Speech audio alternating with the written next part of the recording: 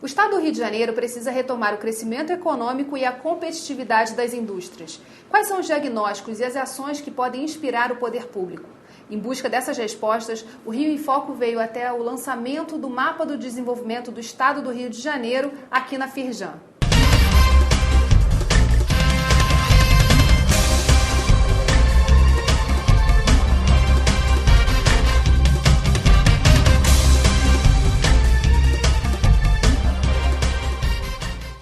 O Rio em Foco entrevista hoje o economista-chefe do Sistema Firjan, Guilherme Mercês. Tudo bom, Guilherme? Tudo bom, Geisa. Mas antes, nós vamos exibir um vídeo sobre o que é o Mapa do Desenvolvimento e as conquistas da sua primeira edição. Em 2006, o Sistema Firjan criava o primeiro Mapa do Desenvolvimento do Estado do Rio de Janeiro. Durante 10 anos, o mapa apontou o caminho para o desenvolvimento no Estado e respondeu às principais necessidades da indústria.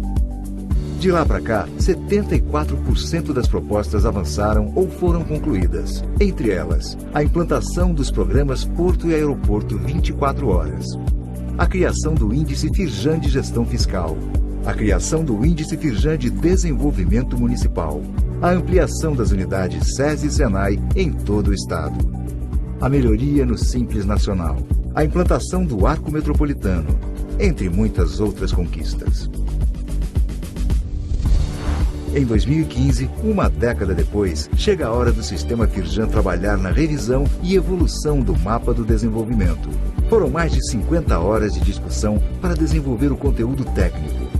Mais de 100 técnicos envolvidos. Em fevereiro, começa a participação direta dos empresários. Mais de 600 questionários respondidos. 28 reuniões de trabalho entre regionais e conselhos. Mais de 1.000 empresários participam das reuniões. Mais de 120 dias de construção. 92 municípios envolvidos e mais de 2.400 quilômetros percorridos. Chegamos em maio, o mês da indústria. Vem aí o novo Mapa do Desenvolvimento do Estado do Rio de Janeiro. Aguarde as propostas da indústria para o Estado crescer. Sistema Firjan. Informa, forma, transforma. Guilherme, quais os aprendizados nessa primeira edição e o que é a evolução, né? O Mapa do Desenvolvimento agora que vai até 2025. Acho que a principal evolução é a gente focar nas questões estruturais. A gente procurou fazer um mapa que tratasse de questões que são importantes em 1800, hoje ou daqui a 100 anos, seja no estado do Rio ou em qualquer outro estado do mundo. Então a gente vai estar sempre discutindo questões tributárias, questões trabalhistas, questões de infraestrutura, questões de políticas públicas e questões de gestão empresarial. São esses 5 pilares do mapa. Exatamente, esses são os 5 pilares do mapa. E a grande ideia desse novo mapa é que ele se torne vivo, ou seja, essa agenda de trabalho seja periodicamente revisitada e adequada ao contexto na medida que forem aparecendo novas necessidades. Como é feito o monitoramento nesse novo mapa? Na verdade, o mapa ele define os grandes direcionadores de atuação e ele internamente se rebate para nossos conselhos temáticos, que são compostos por empresários que discutem tecnicamente os diferentes temas, e também aí uma evolução em relação ao antigo mapa.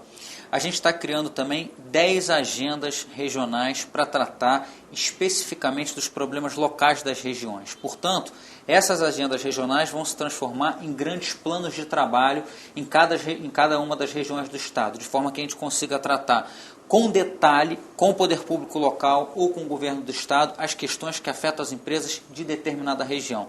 Por mais que elas tenham problemas em comum, obviamente, você tem particularidades muito importantes de cada região, então o mapa se debruçou para que a gente fizesse uma agenda customizada de cada região do Estado. A gente consegue ter, portanto, uma visão geral do Estado e do Brasil e uma local para todas as regiões do Estado. Durante o lançamento, a gente observou essa expectativa, na verdade, dos empresários em relação a esse momento de crise econômica que o Brasil está vivendo. Como esse mapa pode de fato ser um apoio para que a gente possa vencer essa questão da crise e avançar nos pontos que são fundamentais? O lançamento do mapa nesse momento é extremamente oportuno. Ele é muito semelhante ao lançamento em 2006, quando o Rio passava por um momento muito difícil. Eu diria que a grande diferença entre o momento atual e o momento de 2006 é que o momento de 2006 era um momento bastante específico do estado do Rio de Janeiro.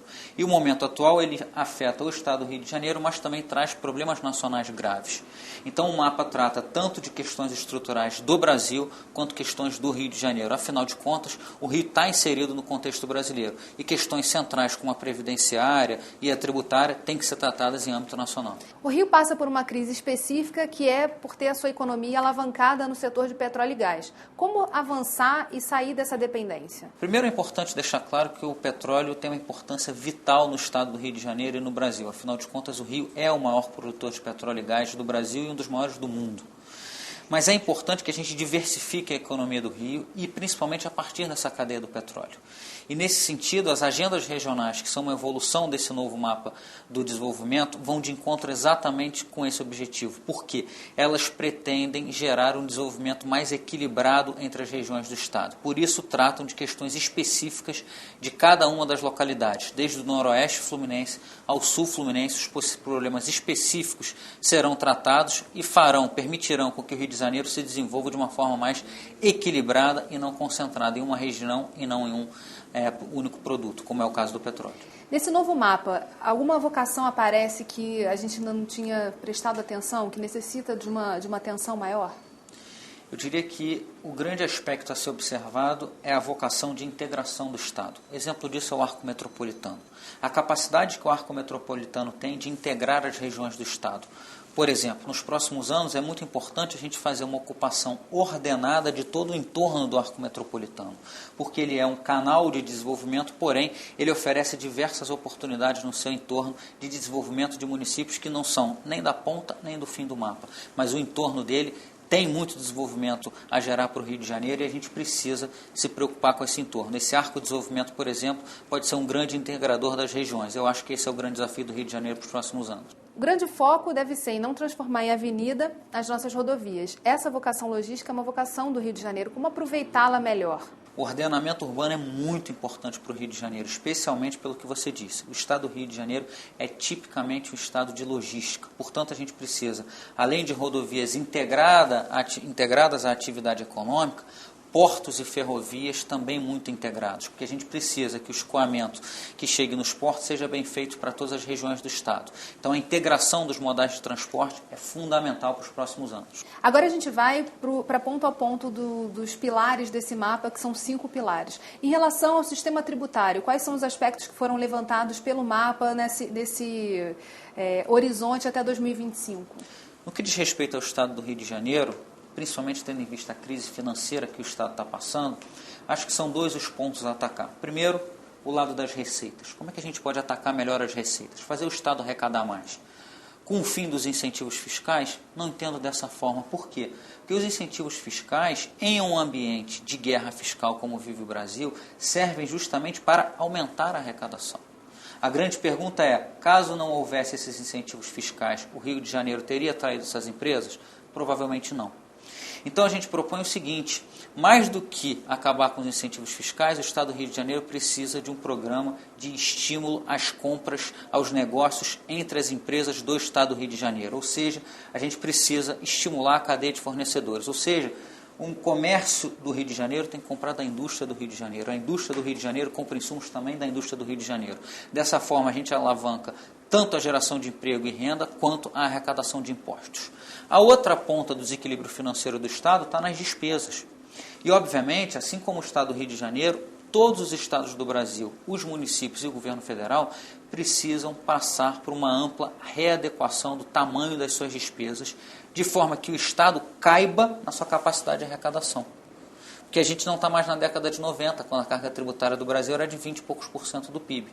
A gente já beira uma carga de 40% e, obviamente, novos aumentos da carga só trariam mais desemprego e, acredito, mais perda de arrecadação, inclusive, para o Estado. A gente vai fazer um rápido intervalo. No próximo bloco, o presidente da Firjan vai falar um pouco mais sobre esse tema. Não saia daí. Rio em Foco aqui, política e economia caminham juntas.